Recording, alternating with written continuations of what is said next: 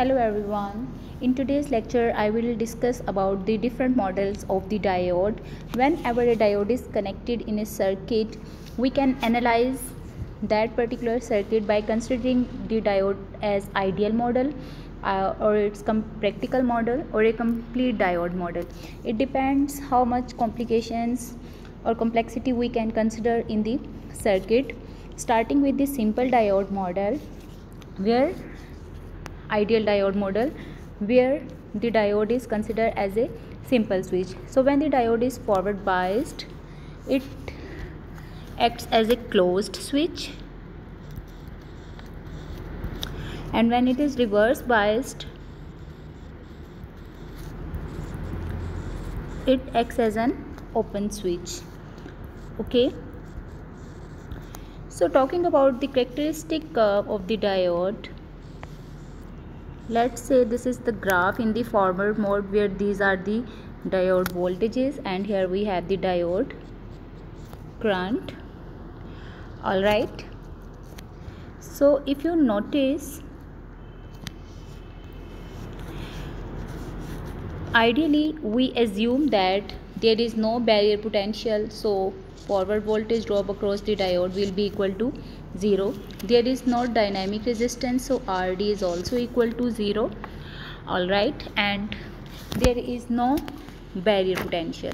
All right, so we assume that the characteristic of the ideal diode model will look like this, where an infinite amount of the current is flowing through the circuit. So if you draw the equivalent circuit, you will have here V bias, and in the forward mode you will replace it with this simple closed switch, and here is the R limiting resistor,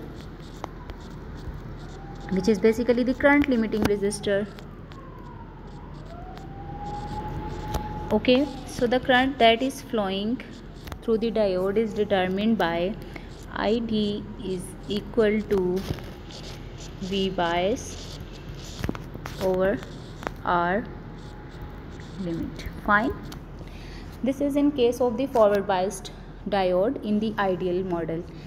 In the reverse bias model, we assume or we consider the diode as an open switch, so we will replace it with an open terminal, which will show that there is no current flowing in the circuitry. Okay, and whatever the V bias voltage is present will be available across these terminals. Okay, so VD will be equal to V bias in case of reverse bias mode. And if you draw the characteristic curve of the ideal diode model, you will have something like this. Here you can see only voltages across the diode terminal that will be equal to the biased voltage, and there is no current flowing in the circuitry. Fine, let's start the next diode model, which is the practical diode model. Okay, so let's say this is again our simple circuitry where the diode is again forward biased.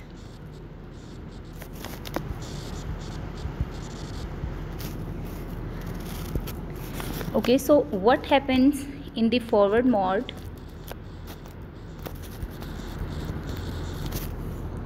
Here we add the barrier potential, that is 0.7 volt in case of silicon and 0.3 volts in case of germanium.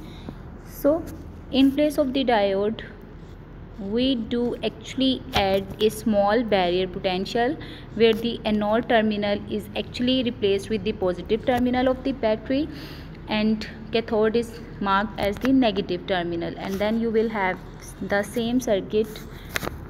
All right,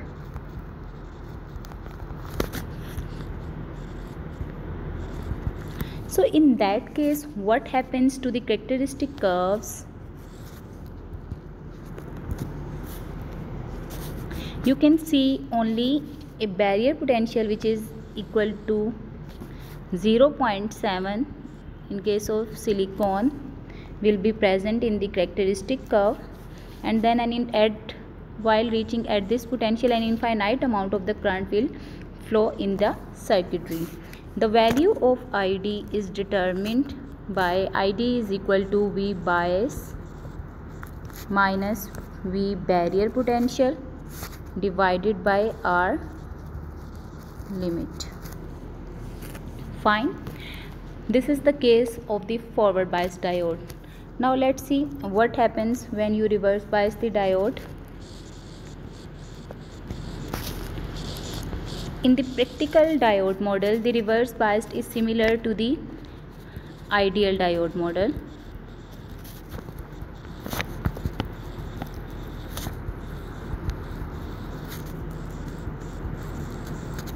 Okay, so there is no change in the characteristic curve. Again, you will have merely the reverse voltages equal to the biased voltages and no current flowing in the circuitry. Now let's talk about the last diode model, which is the complete diode model. Complete diode model considers the barrier potential,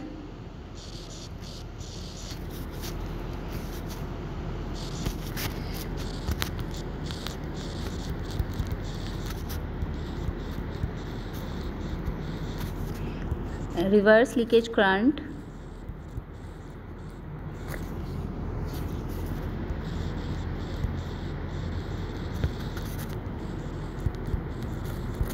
and the dynamic resistance as well.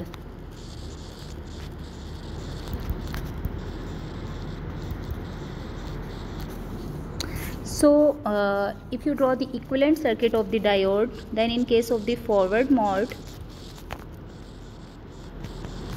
you will have V bias present in this circuitry again.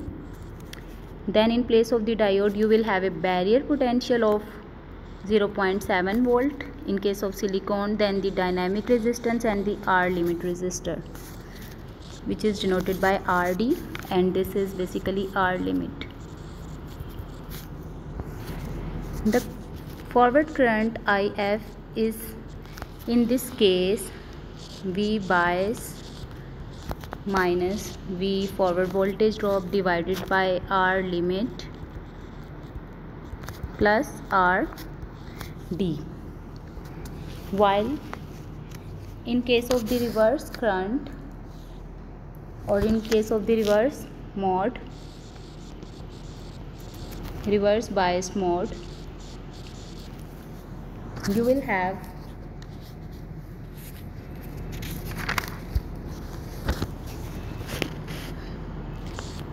V bias as it is, and here the open switch, and then the R limiting resistor.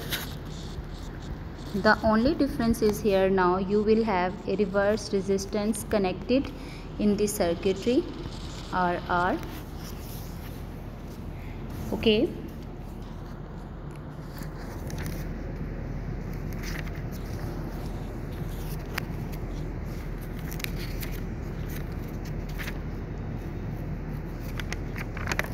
So if you draw the characteristic curves of the diode complete model, you will have something like, in case of the forward mode, you will have some dynamic resistance concept, 0.7 volt. Fine. And in case of the reverse bias mode, you will have a small leakage current flowing in this circuitry. Fine. This is basically because of the reverse current path that is present over here. All right.